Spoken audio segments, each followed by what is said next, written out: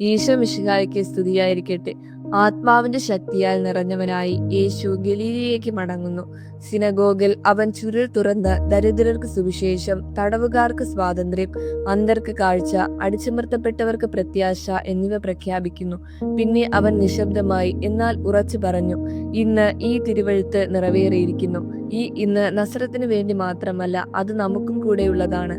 ദൈവത്തിന്റെ വചനം ഭൂതകാലത്തിന്റെ ഓർമ്മയോ വിദൂര ഭാവിയിലേക്കുള്ള വാഗ്ദാനമോ അല്ല, അത് ഇപ്പോൾ സജീവമാണ്.